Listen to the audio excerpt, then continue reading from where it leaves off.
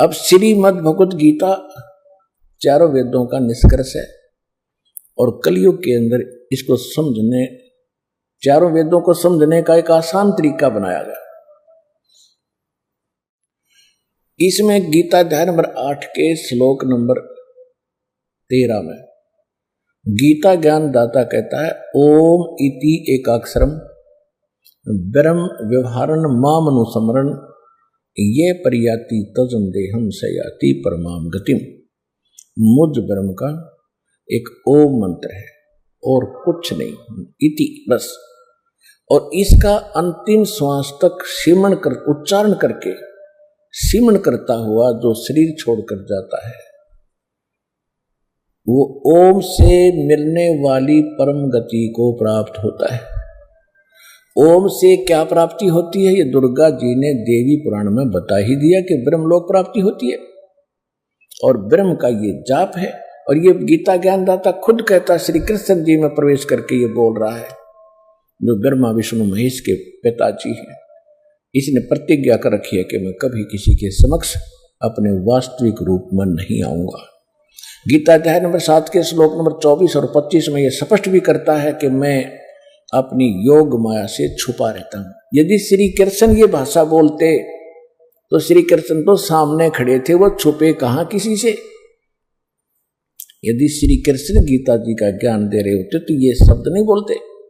वो कहता, मैं अब देख बाहर निकला हूं, तेरे अंदर से प्रवेश करके बाहर आया हूं और ये मेरा वास्तविक रूप है और मैं कृष्ण नहीं हूं।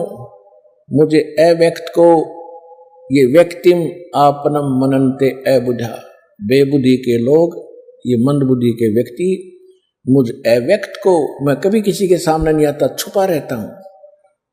मुझे व्यक्ति मान रहे होंगे कृष्ण रूप में, मैं कृष्ण नहीं हूं, मैं तो अपनी योग माया से छुपा रहता हूं।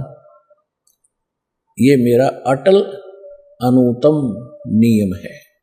अटल माने सदा रहने वाला, अनुत्तम माने घटिया, क्योंकि जब एक सारी सृष्टि का यहाँ का मालिक माना जाता है, ब्रह्मा विष्णु महेश का पिता है, वो पिता आज पुत्रों को भी ज्ञान नहीं, मेरा पिता कौन है, कैसा है, तो वो व्यक्ति कैसा हो सकता जो अपने बच्चों से भी छुप कर रह रहा है। उसमें कोई दोष है, वो कोई निकम्मा आदमी है।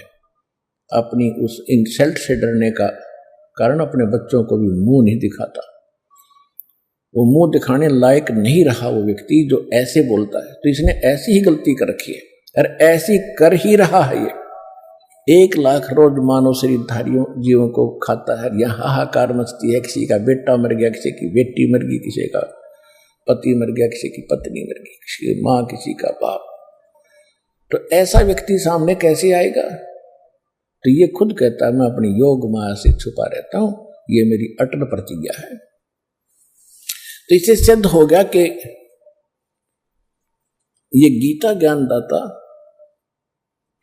श्री कृष्ण में प्रवेश करके बोल रहा है कि मुझ ब्रह्म का